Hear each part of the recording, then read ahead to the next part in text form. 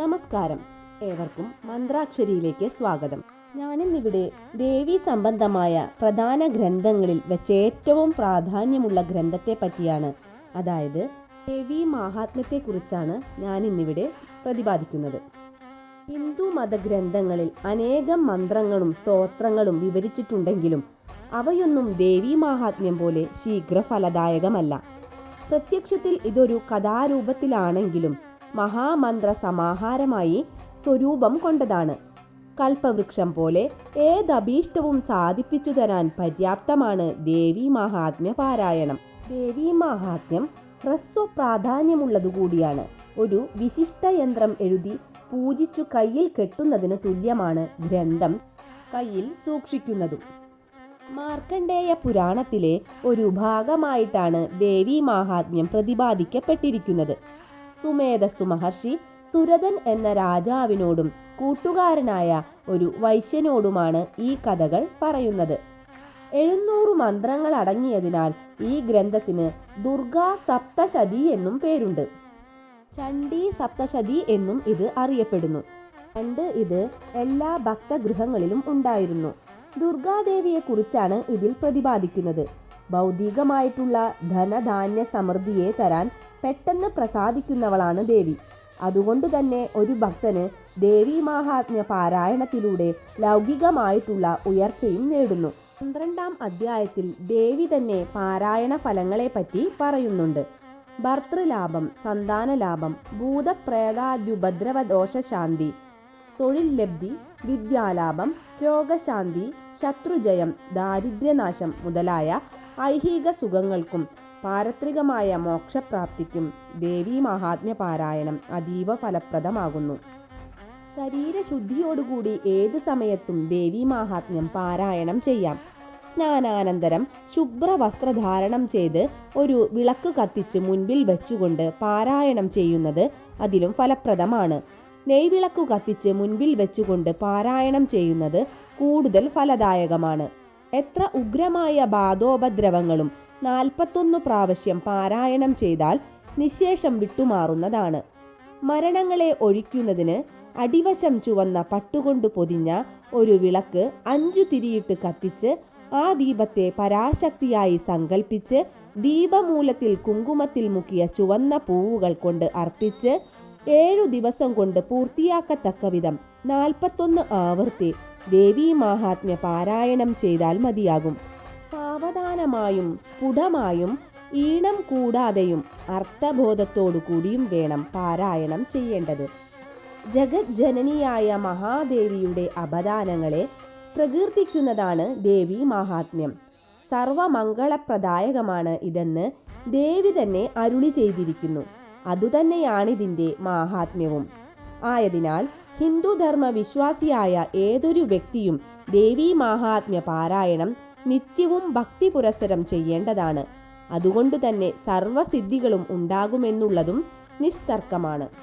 ഒരാളുടെ പ്രാണൻ പോകുന്ന സമയത്ത് ദേവീ മാഹാത്മ്യ സ്മൃതിയുണ്ടായാൽ ജഗജ്ജനനിയായ ദേവിയോടുകൂടി ജീവൻ ചേരുന്നു എന്നും അഖണ്ഡ സച്ചിദാനന്ദത്തിൽ ലയിക്കുന്നു എന്നുമാണ് വിശ്വാസം.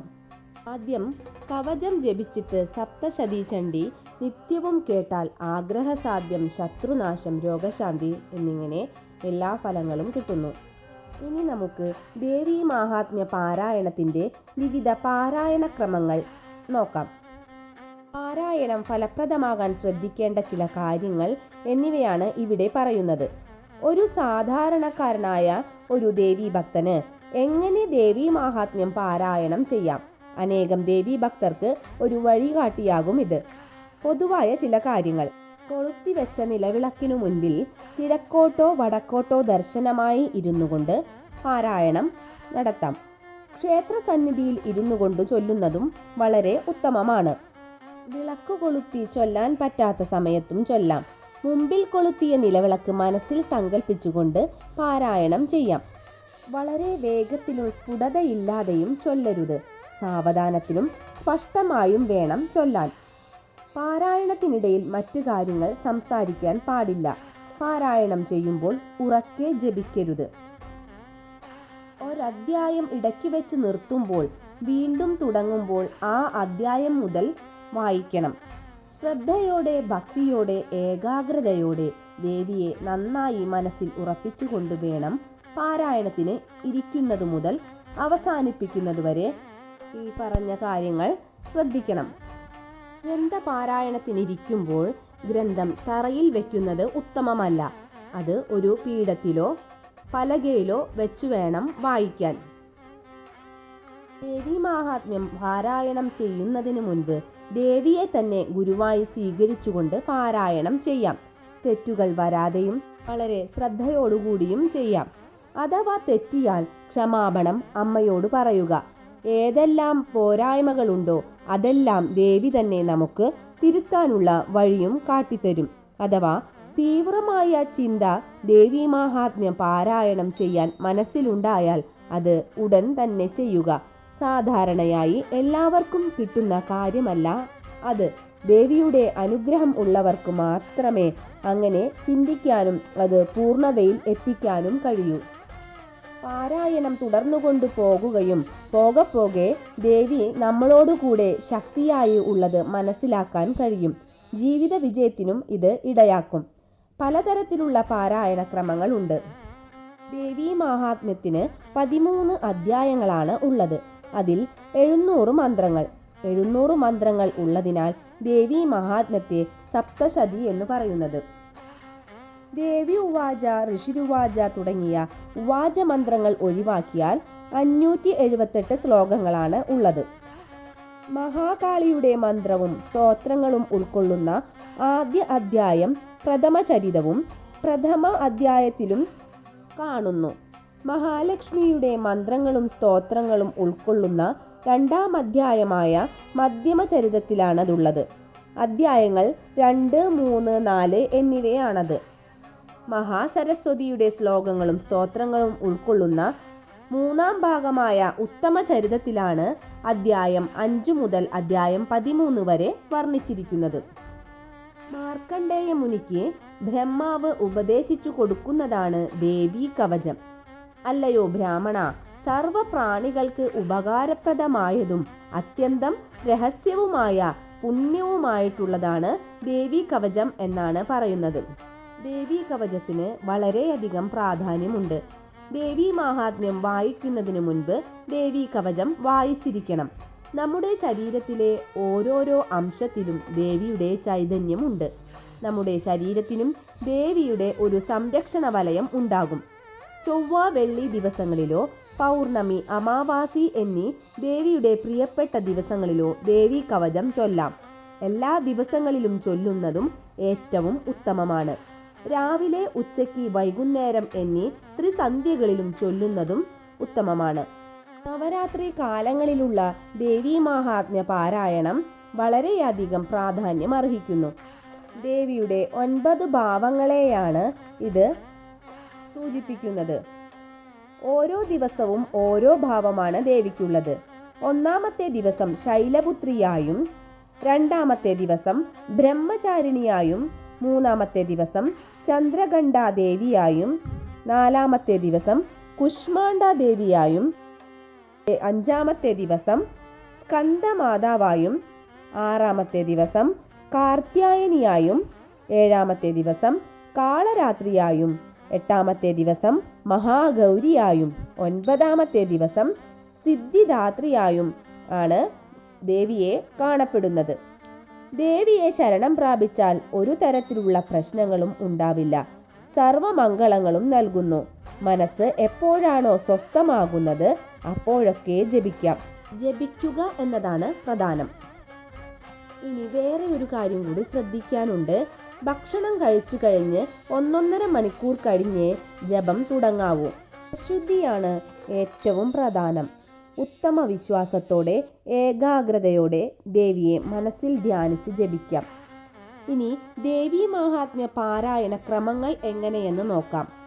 സാധാരണഗതിയിൽ ഭാരതം മുഴുവൻ പ്രചാരത്തിലുള്ള ഒരു ക്രമം ഇതാണ്. ദേവീ മാഹാത്മ്യം വായിക്കുന്നതിന് മുൻപ് ദേവീ കവചം, ദേവി അർഗളം, ദേവി കീലകം എന്നിവ വായിക്കണം. പിന്നെ നവാക്ഷരി മന്ത്ര ഉപദേശം ഗുരുവിൽ നിന്ന് നേടേണ്ടതാണ്. അത് ഉണ്ടെങ്കിൽ നവാക്ഷരി മന്ത്രം എത്ര ഉരുവാണോ ആവർത്തിക്കാൻ ഉപദേശിച്ചു തരുന്ന സമയത്ത് ഗുരു പറഞ്ഞിട്ടുള്ളത് അത്രയും തവണ ജപിക്കാം. ശേഷം രാത്രി സൂക്തം ജപിക്കണം. അത് കഴിഞ്ഞാൽ ദേവി മഹാത്മ്യം 13 അധ്യായങ്ങൾ ജപിക്കണം. ദേവി സൂക്തം ജപിക്കണം. അതിനുശേഷം വീണ്ടും നവാക്ഷരി മന്ത്രം എത്ര ഉരുവാണോ ഉപദേശ സമയത്ത് പറഞ്ഞു തന്നത് അത്രയും തവണ ചൊല്ലാം. നവാക്ഷരി മന്ത്രം ജപിച്ചു കഴിഞ്ഞാൽ പ്രാധാനിക രഹസ്യം, വൈകൃതിക രഹസ്യം, മൂർത്തി രഹസ്യം, അതായത് രഹസ്യത്രയങ്ങൾ ചൊല്ലണം. അതിനുശേഷം ചൊല്ലിയതിലുള്ള തെറ്റുകുറ്റങ്ങൾ പൊറുക്കണം എന്ന് ദേവിയോട് ക്ഷമാപണം ചോദിക്കാം. ഇത് ഒരു രീതിയാണ്. എന്നും പാരായണം ചെയ്യാനുള്ള ഒരു ക്രമമാണിത്. നവാക്ഷരി മന്ത്രജപത്തിന് വളരെയധികം പ്രത്യേകതകളുണ്ട്. അത് ഗുരുവിൽ നിന്ന് സ്വീകരിക്കേണ്ടതാണ്. അത് സ്വീകരിച്ചില്ല എങ്കിൽ അത് ചൊല്ലേണ്ടതില്ല. ഇനി നമുക്ക് രണ്ടാമത്തെ രീതി എങ്ങനെയെന്ന് നോക്കാം. അതായത് ഒറ്റ നേരം ചൊല്ലാൻ പറ്റിയില്ല എങ്കിൽ 3 നേരമായിട്ടോ 3 ദിവസമായിട്ടോ ചൊല്ലാം. ആദ്യ ദിവസം അല്ലെങ്കിൽ ആദ്യ നേരം ഇങ്ങനെയാണ് ചൊല്ലേണ്ടത്. കവചം, അർഗളം, കീലകം, നവാക്ഷരി മന്ത്രത്തിന്റെ ഉപദേശമുണ്ടെങ്കിൽ അത് അത്ര ഒരു ജപിക്കുക. രാത്രി സൂക്തം ജപിക്കാം. 1-ാമത്തെ അധ്യായത്തിലെ ബ്രഹ്മാവിന്റെ സ്തുതി, അത് രാത്രി സൂക്തമാണ്. അത് ജപിച്ചു കഴിഞ്ഞാൽ ദേവി മഹാത്മ്യം 1-ാമത്തെ അധ്യായം ചൊല്ലാം. ഇത് ആദ്യ ദിവസം അല്ലെങ്കിൽ ആദ്യ നേരം ചെയ്യേണ്ടത്. ഇനി 2-ാമത്തെ ദിവസം അല്ലെങ്കിൽ 2-ാമത്തെ നേരം ചെയ്യേണ്ടത് 2, 3, 4 അധ്യായങ്ങൾ പാരായണം ചെയ്യാം. ഇനി 3-ാമത്തെ ദിവസം അല്ലെങ്കിൽ 3-ാമത്തെ നേരം ചൊല്ലേണ്ടത് 5, 6, 7, 8, 9, 10, 11, 12, 13 അധ്യായങ്ങൾ ദേവി സൂക്തം, നവാക്ഷരി മന്ത്രം, രഹസ്യത്രയങ്ങൾ, അങ്ങനെ 3 നേരം കൊണ്ടോ 3 ദിവസം കൊണ്ടോ ചൊല്ലാം. ഇനി അടുത്തൊരു രീതി 7 ദിവസം കൊണ്ട് പാരായണം പൂർത്തിയാക്കുന്ന രീതിയാണിത്. അത് എങ്ങനെയാണെന്ന് വെച്ചാൽ ആദ്യ ദിവസം കവച, അർഗള, കീലക സ്തോത്രങ്ങൾ ചൊല്ലാം. അതിനുശേഷം നവാക്ഷരി മന്ത്രം, രാത്രി സൂക്തം, 1-ാമത്തെ അധ്യായം. 2-ാമത്തെ ദിവസം 2ഉം 3ഉം അധ്യായങ്ങൾ. 3-ാമത്തെ ദിവസം 4-ാമത്തെ അധ്യായം. 4-ാമത്തെ ദിവസം 5, 6, 7, 8 അധ്യായങ്ങൾ. 5-ാമത്തെ ദിവസം 9, 10 അധ്യായങ്ങൾ. 6-ാമത്തെ ദിവസം 11-ാമത്തെ അധ്യായം. 7-ാമത്തെ ദിവസം 12, 13 അധ്യായങ്ങൾ.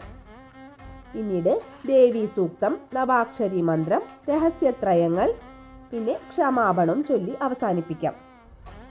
ഇനി മറ്റൊരു ക്രമമുണ്ട്. 9 ദിവസങ്ങൾ കൊണ്ട് പാരായണം പൂർത്തിയാക്കുന്ന രീതി. നവരാത്രിക്ക് വ്രതമെടുത്ത് ചൊല്ലുന്നത് ഇങ്ങനെയാണ്. അല്ലാതെയും 9 ദിവസം കൊണ്ട് പാരായണം ചെയ്യാവുന്നതാണ്. അതാണ് കുറച്ചുകൂടി എളുപ്പം. അധികം സമയം വേണ്ട. എല്ലാവർക്കും എന്നും ചൊല്ലുകയും ചെയ്യാം. എങ്ങനെയാണെന്ന് നോക്കാം. ആദ്യത്തെ ദിവസം കവച, അർഗള, കീലകങ്ങൾ, നവാക്ഷരി മന്ത്രം, രാത്രി സൂക്തം, 1-ാമത്തെ അധ്യായം. 2-ാമത്തെ ദിവസം 2, 3, 4 അധ്യായങ്ങൾ. 3-ാമത്തെ ദിവസം 5, 6 അധ്യായങ്ങൾ. 4-ാമത്തെ ദിവസം 7-ാമത്തെ അധ്യായം. 5-ാമത്തെ ദിവസം 8-ാമത്തെ അധ്യായം. 6-ാമത്തെ ദിവസം 9, 10 അധ്യായങ്ങൾ. 7-ാമത്തെ ദിവസം 11-ാമത്തെ അധ്യായം. 8-ാമത്തെ ദിവസം 12-ാമത്തെ അധ്യായം. 9-ാമത്തെ ദിവസം 13-ാം അധ്യായം ദേവി സൂക്തം, നവാക്ഷരി മന്ത്രം, രഹസ്യത്രയങ്ങൾ, ക്ഷമാപണം എന്നിവയാണ് പാരായണം ചെയ്യേണ്ടത്. ഇങ്ങനെ പാരായണം ചെയ്താൽ 9 ദിവസം കൊണ്ട് പൂർത്തിയാക്കാൻ കഴിയും. ഇനി വാരാഹി തന്ത്രത്തിൽ മറ്റൊരു ക്രമം പറയുന്നുണ്ട്. നവാക്ഷരി മന്ത്രം ജപിച്ചതിനു ശേഷം ദേവി മഹാത്മ്യം മുഴുവനായിട്ട് വായിക്കും.